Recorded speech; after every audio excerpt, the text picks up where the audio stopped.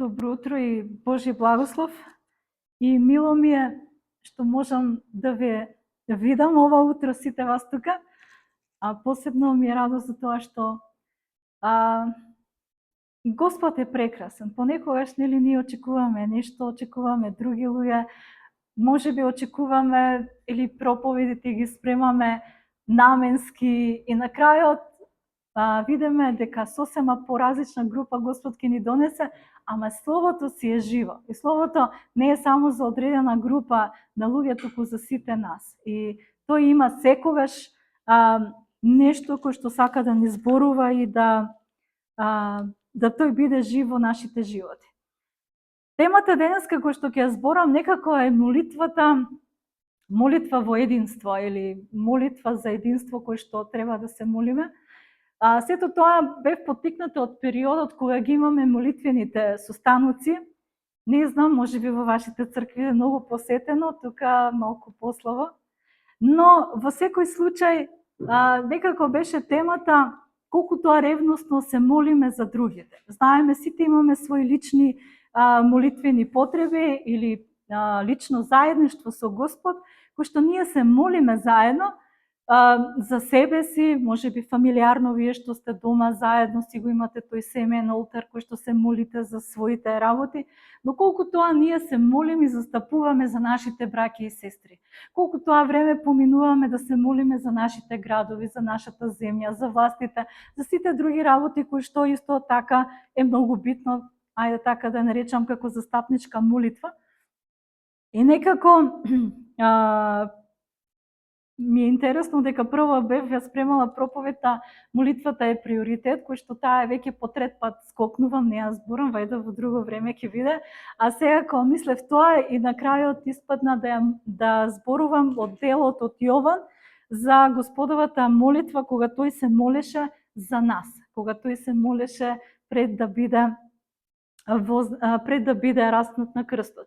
И некако ако ја читаме Јованова, ќе видиме од 5 глава до 17-та тука тој покрај тоа што кажува кој е тој, нели тие 7 работи, јас сум лозата, јас сум добриот пастир и така натаму, некако тие конверзации кои што ги има со учениците му се многу приватни. Кој што тој поменуваше време и на крајот завршува со оваа молитва кој што е многу значајна и кој што тој навистина и ден денеска знаеме дека застапува од десната страна од Отецот.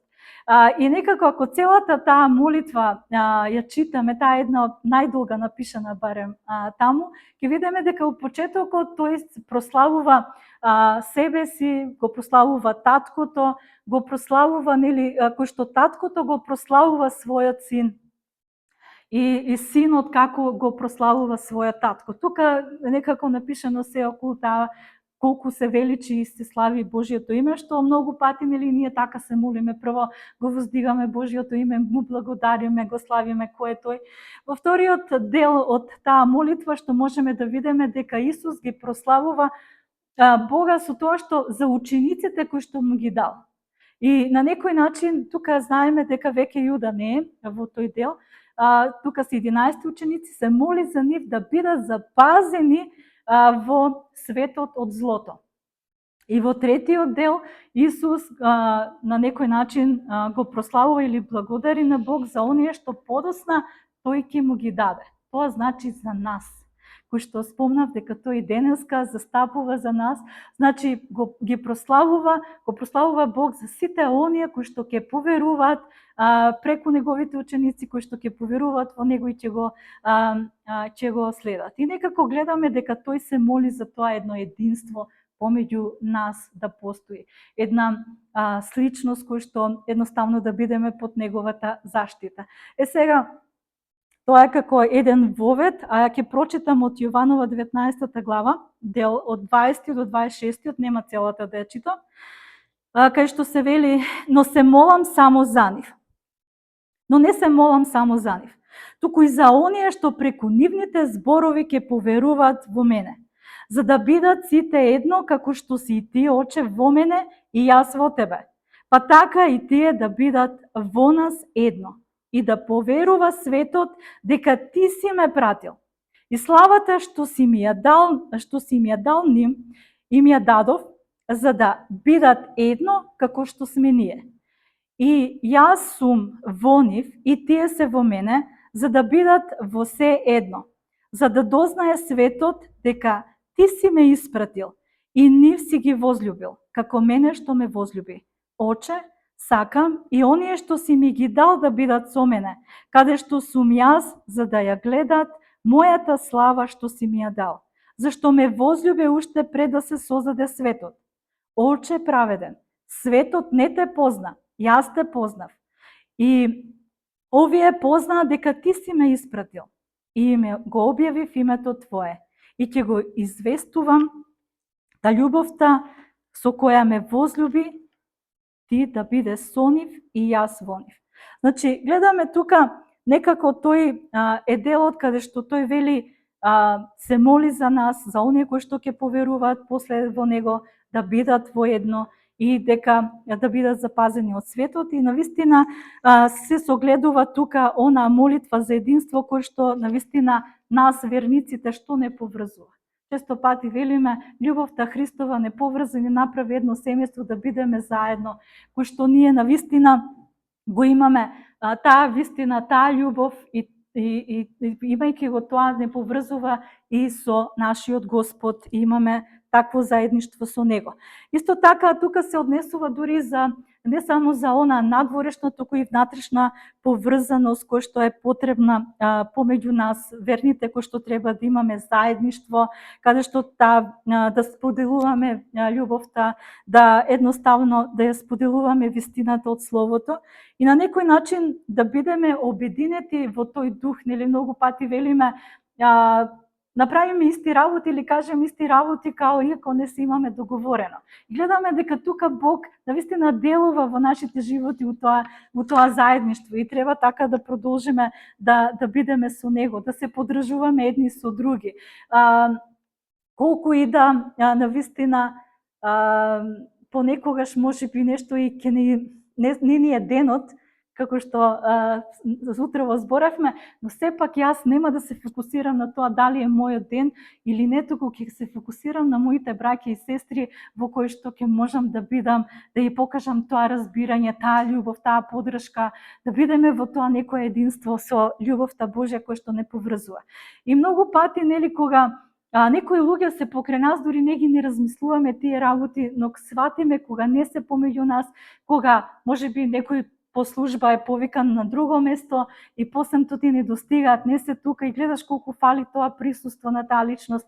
Можеби од други причини веќе не се со нас и навистина ние треба како браќа и сестри, повеќе ми одговара сега да викам браќа, и некако блажена меѓу браќите сум ова утро.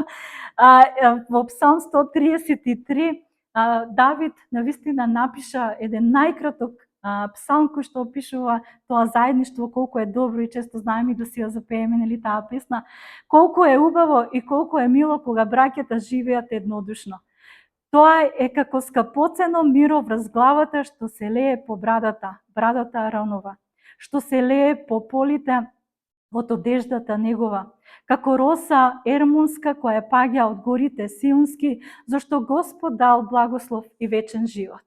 Значи, во некои преводи се вели или песнава што си ја пееме, колку е добро и прекрасно кога браќата живеат заедно и сложно.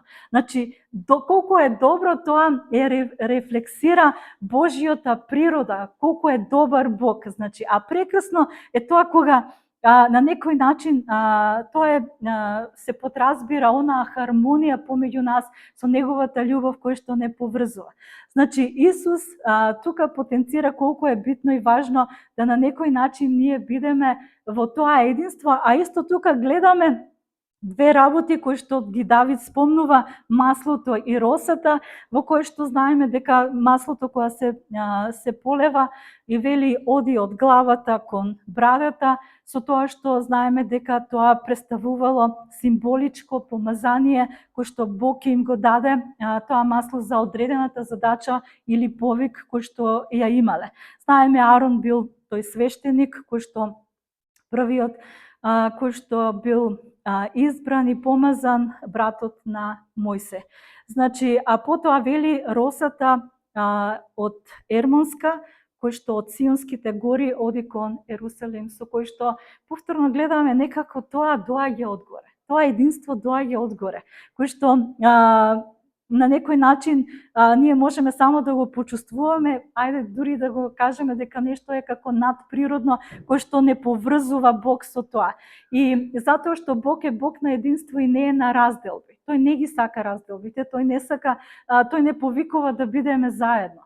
Тој се моли да бидеме заедно, затоа што знае дека во овој свет непријателот, сатаната е тој кој што всушност сака да разидени, да уништи и да направи поделби. Затоа можеме дури од самиот почеток да видиме кога Бог ги создаде Адам и Ева, тој ги соедини и ги направи, рече, нели стана едно тело, во кое што можеме да видиме таа различност.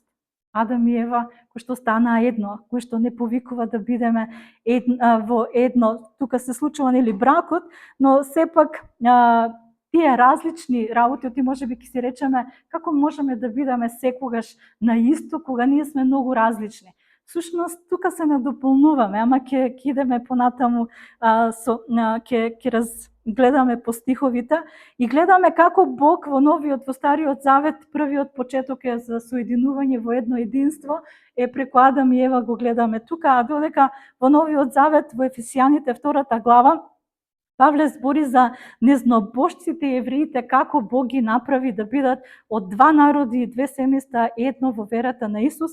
Значи 14 стих и 19 стих вака се вели: зашто тој е нашиот мир, кој од двата народи направи еден и ја разруши преградата што беше меѓу нив.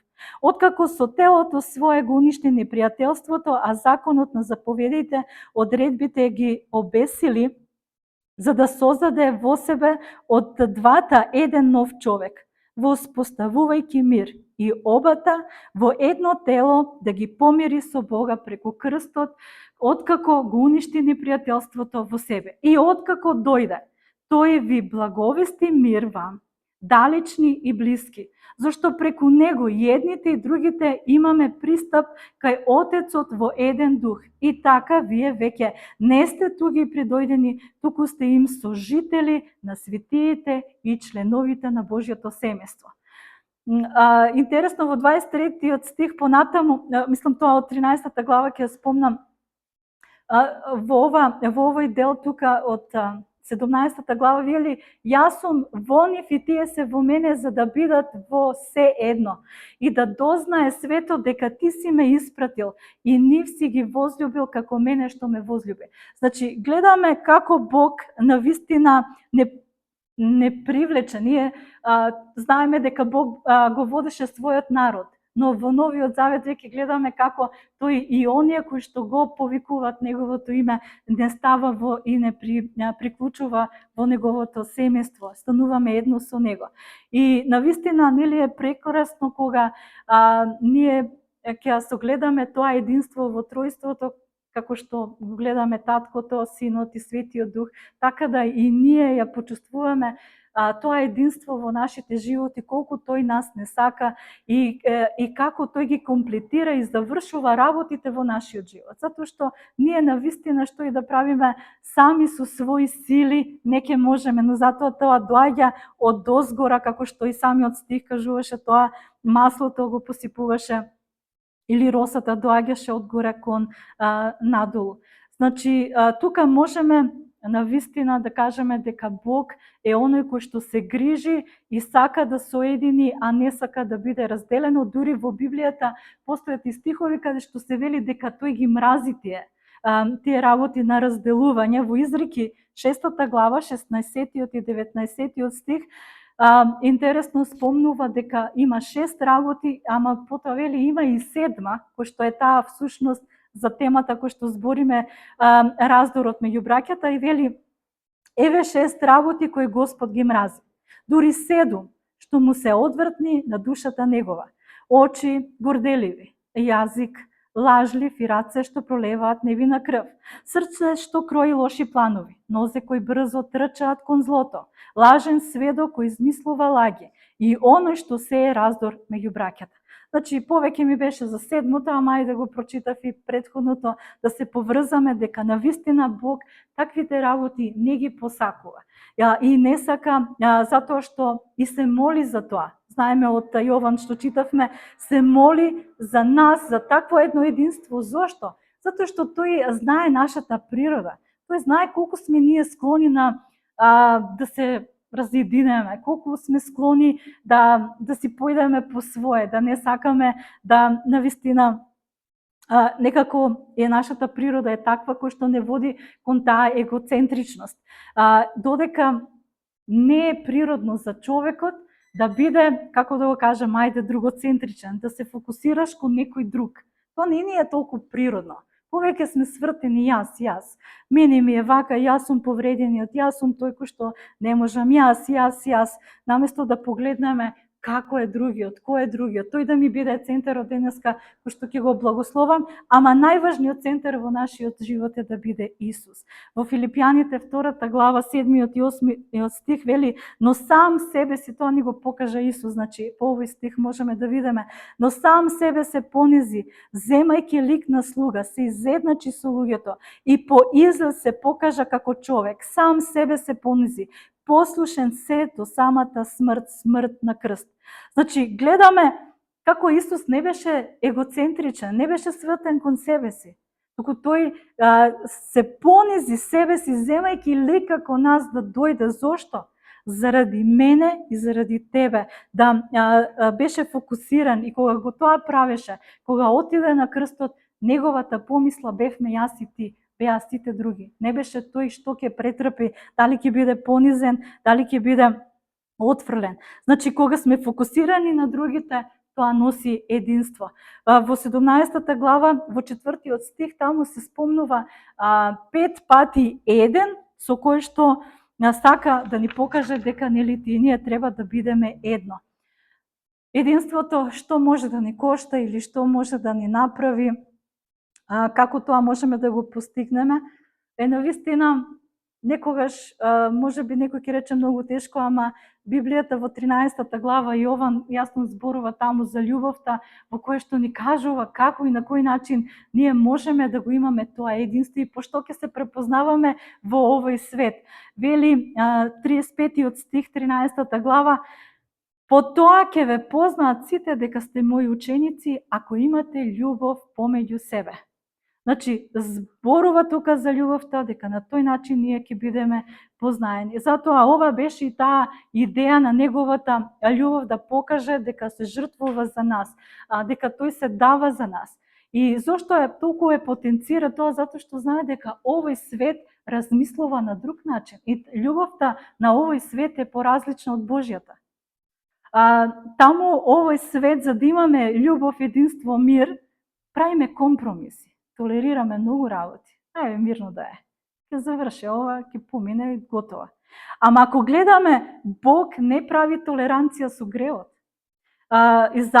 Поради тоа, значи, заради тоа Исус дојде да умре, затоа што не направи компромис. Добро, сгрешија децата, ајде така да се изразам, и ќе помине утре, ќе пораснат, позрели ќе бидат, потоа нема да грешат. Но тоа си носеше гревот, тој не го толерираше. И заради таа причина тој дојде за да плати за нашиот грев. Отиде на крстот затоа што платата за грев знаеме дека е смрт. И тој го зазеде нашето место наместо мене и тебе, тој отиде на крстот.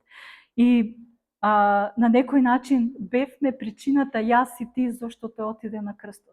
Затоа што во неговиот ум јас и ти бевме. Сите ние сме во неговиот ум, дури и оние кои доправа ќе дојдат да го следат него и да го запознаат. И затоа многу е важно да го имаме тоа размислување на единството. Не е, знаеш, единството како што кажав, ајде да замислиме некој чадор и сега доаѓаме по чадорот кој што само да има некој мир и слога во се тоа, па кој како прави, кој што сака нека прави, важно тече, знаеш, добро ни оди.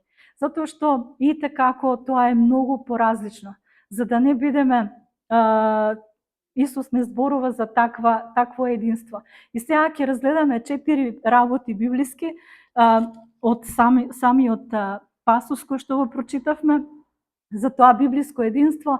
Значи, единството е центрирано околу Христос и неговиот збор.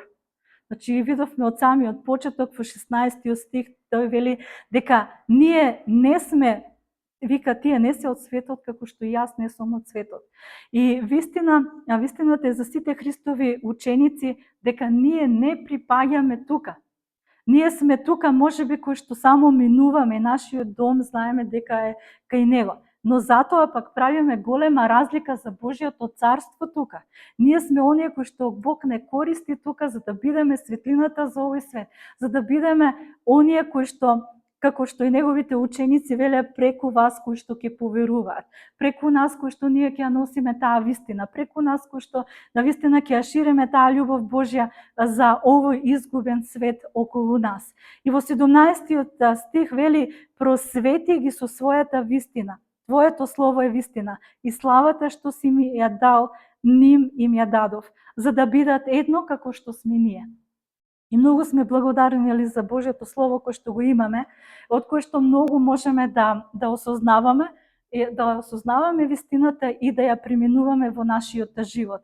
И затоа, како што претходно го спомнав тој чадор, сега тука и можеби ќе речеме добро, претходно рече не можат сите да прават кој што сака и да доаѓа секој и се што, па ние сме сите различни. Различни карактери, различни поглед, дури и различно физички изгледаме, различни визии имаме, различни однесувања, различни размислувања, што сега тука како да имаме такво единство. Но тука се си кажува дека ако центарот ни е Христос и Божјото Слово, со таа различност ние ќе се надополнуваме. Сега верувам повеќето тука сте веќе во брак, или и тие што не се сите сме свесни, знаеме дека кога стапивте во брак, вие бевте две различни личности, со кои што различен карактер, различно изгледате, различно се однесувате, во различни ситуации различно реагирате, кога разговарате, различно се спротивставувате. И таа разлика ќе се гледате дека со тек на време во оние области каде што вие сте слаби и не ви е силна страна, другата половина некако истапува во тоа, ако ја има и таа особина, нели, секако. И гледате како се надополнувате, од таа различност функционирате во една хармонија и единство. Како што, сега за оние кои што се сами да не помислат па дека или да не се стават самиве дека се некомплетни личности и дека ништо не функционира или Бог не може да ги искористи. И како Бог ги користи самите луѓе кои што веле дека уште се повеќе посветени, уште повеќе можат да му служат на Бог, но се спомнува и го спомнувам ова во врска со бракот, е само дека таа друга личност можеби у некоја твоја слабост ќе надополни нешто што ти не можеш да го направиш. Сега ќе ги знам овака, сега ме ставивте умисла дека ете забоциве, јас ќе треба, јас претходно си така релаксирано беше, друг ќе го заврши. Сега ќе морам јас. Значи, тоа можеби е предноста и онака која и во бракот. Едниот ако не може, другиот ќе заврши, ама кога си сам ќе мораш сам. Мада иако темата е малку поразлична, без разлика, значи, без разлика како и да е Бог, секогаш ни дава со причина таа друга особа кој што заедно не комплетира, или пак дури може и пријатели да бидат, не мора да се брачни другари кои што се надополнуваме и вршиме натаму. Дефиницијата за единство од сето ова можеме како да заклучиме дека таа различност која што постои помеѓу нас да се собере заедно на едно место во таа хармонија под Христос. Значи, тука не е проблемот, тука е проблемот што многу и верни, и цркви, прават некако напори да направат некое единство помеѓу некои одредени групи, па потоа некако се трудат да направат некоја доктринална чистота и сето тоа, кој што со човечки сили, кажавме и од овој стиховите, не можеме ништо да направиме ако тоа не доаѓа одгоре. Тоа единство доаѓа одгоре кој што Бог и како работи. Мартин Лутер има една реченица кажано доста добра, кој што вели: мирот е можен, но вистината сите ќе не кошта.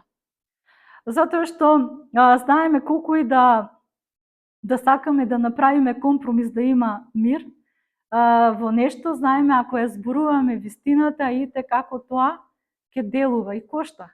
Кошта некогаш пријателства, некогаш можеби некои губат и некои други работи, сега нема да навлегувам натаму, губење на работа и сите работи кои што може да ни се случат, но секако постојат многу работи кои што навистина треба да бидеме внимателни да не правиме компромис. Сега можеби некој ќе рече, па добро, у црквите постојат многу разлики. Некои веруваат зборување на јазици, некои не веруваат, некои веруваат во духовните дарови, некои не. Но верувајте дека секогаш кога сме под заштитата на Христос и кога веруваме во неговата безгрешност, во тоа што се тој направил за нас, верувајте дека тие некои споредни работи кои што направил, како направил, не ќе биде проблем да заедно во единство чекориме и го следиме Христос и ја вршиме работата кој што тој не има повикано нас.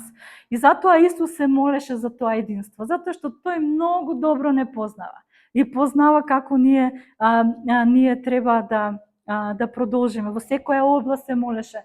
Кога се моли за тебе, значи мисли, во молитвата е било и твоето семејство, твоите пријатели, браков, бизнис, работа, што и да е во што и да е, значи тој се моли затоа што знае како лесни сме ние да отидеме во разделба.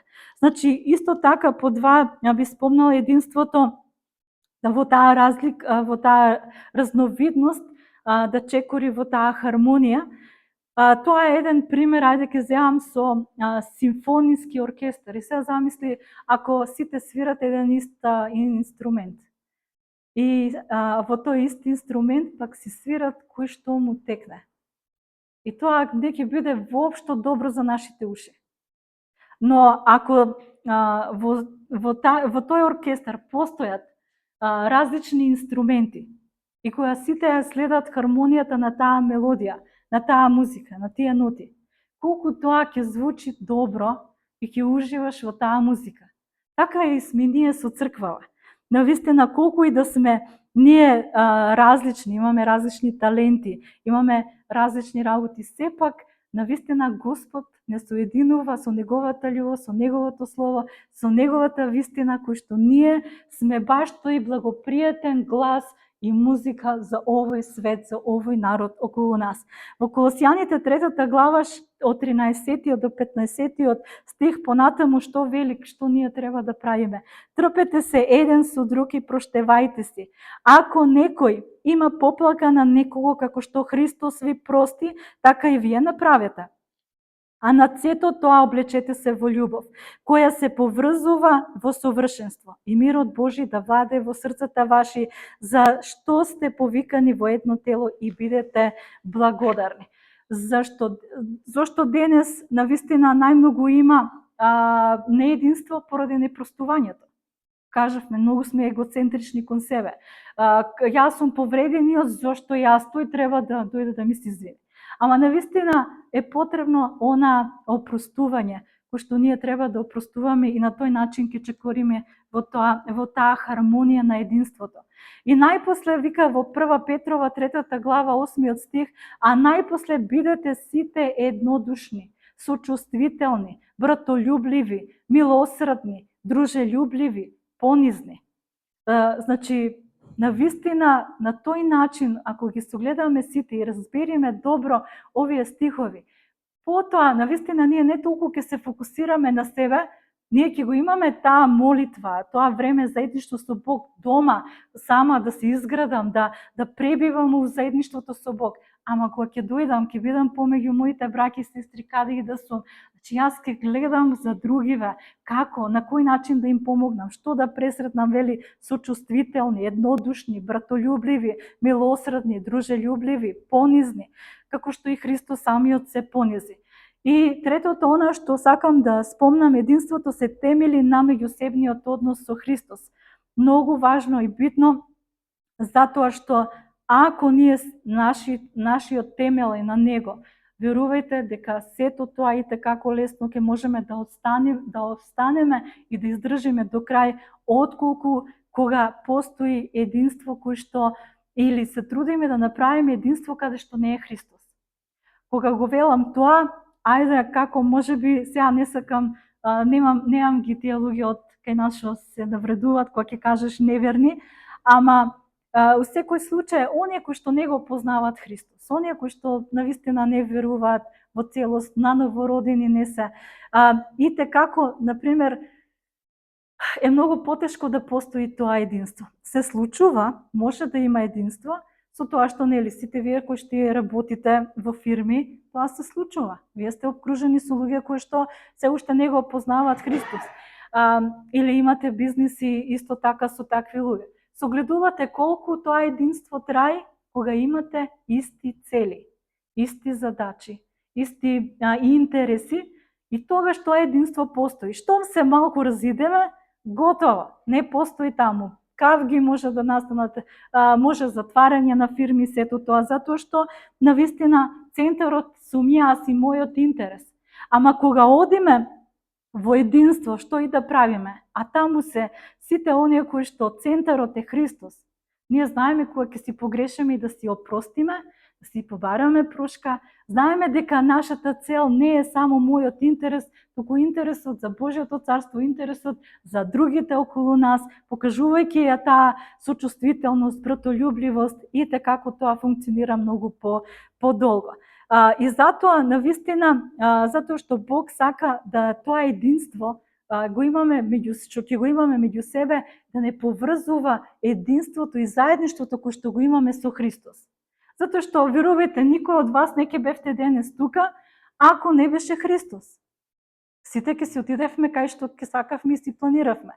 Ама Христос беше тој кој што не соедини како едно семејство и сакавме прво да бидеме тука, а потоа ќе одиме кај ќе одиме и ќе ги вршиме работите кои што ќе ги правиме во нашиот во денешниот ден. И затоа, навистина, Бог сака да имаме таа меѓусебен однос со Христос, и тогаш доаѓа богатството. Тоа е најголемото богатство во едно семејство, во еден брак, во еден бизнис, во црквата. Тој е меѓусебен однос со Христос. Тоа е многу битно, кој што секој еден верник треба да го имаме. Можеме да кажеме, некогаш сретнете прв пат некој брат и го гледате прв пат, ама знаете дека го следи и го љуби истиот Христос кој што и вие го љубите. Колку брзо се поврзувате, колку конверзацијата брзо тече, како се чувствувате, како да се знаете со години, дури може и ќе ве повикаат дома. А колку пати се обидувате со некои ваши роднини, пријатели, па може би и дел од семејството, кои што се многу далеку, и не можеш да воспоставиш таков однос, не можеш да воспоставиш тоа. И затоа е многу важно да навистина, кога и сме благословени, кога го имаме тој, и така кажано, големо богатство, тој меѓуоднос со нашиот Христос, и се поврзано во нашиот живот со тоа. И може би, ајде ке спомнам, затоа и тука се потенцира тој стих каде што вели: не се впрегнувајте со јаремот на незнабожците, посебно за оние кои што мислат и планираат да стапат во брак со неверни. Затоа што може би некои ќе речат, или некои веќе има такво искуство, кои што речат: па ние имаме добро единство. Да, може би затоа што имате исти интереси, патување, може би имате исти интереси за некои креативни работи кои што ќе ги правите, може би иста храна сакате, некои заеднички работи кои што ви се допаѓаат. Но што за подлабоките заеднички вредности, библиски вредности, кога ќе дојде моментот, деца, кога ќе дојдат момент кој што како да прави. Дури за своите личност, за себе, не само за деца. Тука се разидуваат тие работи, затоа што твоите вредности се библиски, кои што ти сакаш твоето дете, ти да се однесуваш така, другата личност има сосема друг светоглед. Таа личност мисли, моето дете треба вака и вака да расте.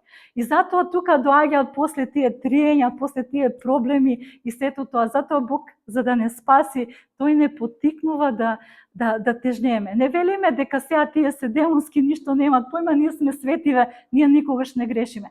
Ама ние, како што кажавме, знаеме да простиме, дојдеме, знаеме да разговараме, затоа што во такви ситуации некогаш, имајќи го конфликтот, може и да не знаеш да си го решиш конфликтот, затоа што ти имаш еден светоглед, таа има друг, или обратно, не е битно, кој, како и затоа е многу важно да се молиме за таквите ситуации, затоа што, верувајте, вие кои што имате семејства, такви, нели, сте во брак, и како е важен тој семеен олтар.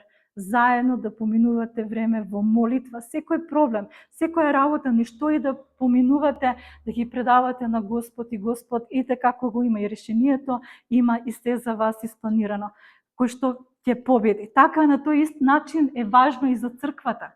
Затоа велам, многу е важно да се собираме заедно како Христово тело, кој што ќе се молиме, кој што ќе застапуваме еден за друг. Колку повеќе се гледаме, повеќе се знаеме, повеќе знам за тебе и повеќе ќе можам да знам како да се молам за тебе. Штом ние не се гледаме само од недела на недела, можеби и некогаш и подолго време, едни со други се губиме.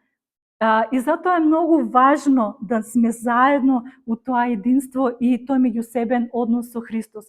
Имајте го личниот однос со Господ, со своето семејство, но многу е важно и на тој начин, со таа различност. Сите сме различни тука. И сите имаме различен повик од Господ. И ние всушност го градиме тоа Божјо царство и тоа единство заедно. Затоа што секој ќе си работи својата работа, и што испада на крајот, нели реков, прекрасна мелодија за овој свет околу нас. И четврто нешто, единството е добиено од Бог, но ние треба да го одржуваме. Ние сме тие кои што треба да направиме напор да остане тоа единство. Спомнав, нашата природа е многу лесно да разиденеме, затоа што моето его е срушено, јас сум повредениот. Ама, значи, Бог и како не повикува, како и псалмистот Давид што напиша, дека навистина ние треба да го имаме тоа масло одгоре, значи го имаме добиено. Ама сега понатаму ние треба да го одржиме, ние треба да бидеме во тоа, затоа што Бог е авторот на единството. Ама во Римјаните 15 глава, 5 и 6 стих вака вели: а и Бог на трпението и утехата да ви даде, да бидете во едномислие меѓу себе, според примерот на Христос Исус, та еднодушно и со една уста да го славите Бога и Отецот на нашиот Господ Исус Христос. Значи, во таква близина кој што навистина ни е многу потребно да ние бидеме со Христос, кој што на тој начин ќе дојдеме до тоа еднодушност, едномислие, кој што Духот Свети ќе делува и ќе ни исполнува и ќе ни го дава тоа. Во Ефесијаните 4 глава, 2 и 3 стих, понатаму вели: со сета понизност и кроткост, со долготрпеливост, поднесувајќи се еден со друг со љубов, трудејќи се да го запазите единството на Духот преку врските на мирот. Значи, гледаме и од Римјаните дека Бог ни го дава преку Духот Свети, а тука трудејќи се да ги запазите единството на Духот преку врските на мирот. Тука во Ефесијаните не поттикнува ние дека треба тоа што го примаме да го држиме во нас. Затоа е многу важно кога доаѓаме до тоа заедништво со Исус, нашиот дух е препороден. Значи, ние имаме веќе сила од Духот, но нашето тело што е слабо. Оно си сака да си угодува, телото си сака да си угоди на своето тело, она што си сакаш ти. Ама Духот пак сака да угоди на Бога. И тука доаѓа тие борби секојдневни кај нас. телото ти вика едно, а духот вели не треба да го прославиш Бог, не треба тоа да си угодиш на тебе, треба вака да го поминеш животот. И затоа навистина таа егоцентричност носи смрт и го уништува на некој начин единството. Затоа мора навистина да се трудиме да бидеме покрај нашиот Господ, неговото слово, да навистина меѓу себе она што Бог ни го дал, се трудиме да го задржиме, затоа што Господ дојде да служи помеѓу нас и беше оној најдобриот пример колку повеќе ние навистина треба да се трудиме еден кон друг, служејќи се еден на друг, трпејќи се еден со друг, охрабрувајќи се еден со друг, за да навистина не дозволиме ниту телото, ниту сатаната кој што сака да разедини, туку да стоиме цврсто и да чекориме на она кој што Бог ни го дал за нас. И со последен стих ќе завршам, кој што вели Римјаните 12 глава 18 стих: ако е можно, доколку тоа зависи од вас, бидете во мир со сите луѓе.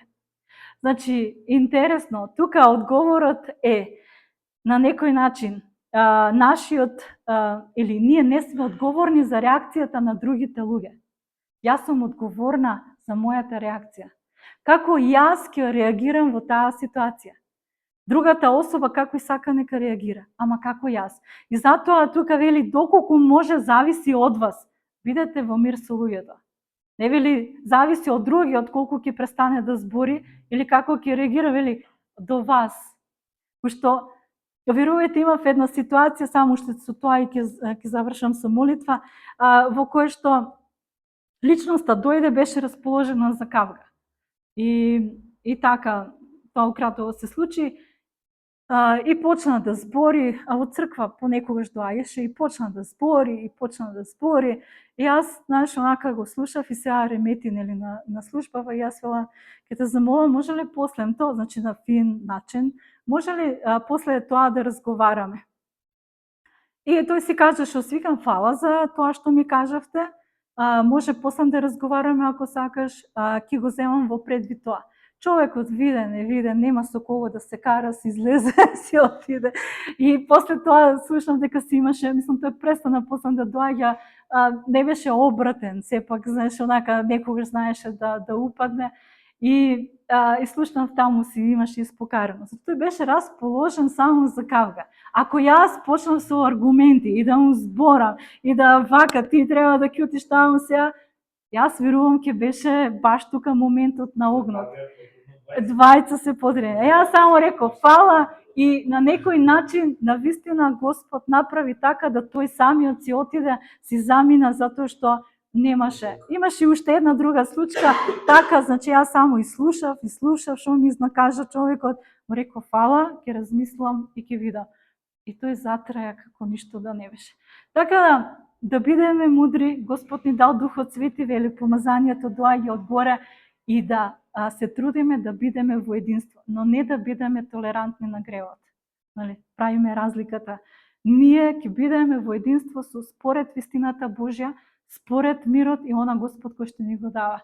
И Бог што вели ги благослови нашите семејства, нашите бракови, нашите бизнеси, нашата црква, нашата земја, сега да не бројам се натаму, а тоа се зависи од нас луѓето, неговите луѓе, како застапуваме, колку молиме, колку живееме во тоа и колку сме во тоа. Така да бидете благословени, Господ нека ве води во тој мир, во таа трпеливост, во таа воздржливост, духот, или на плодот на духот, што е љубовта, мирот, радоста, воздржливоста, долготрпеливоста, и те како се важни. Затоа Господ нека не благослови, ни дава таков мир, и да живееме во таква љубов и хармонија во нашите цркви, да бидеме препознаени и другите луѓе да бидат привлечени за Христос. Амин.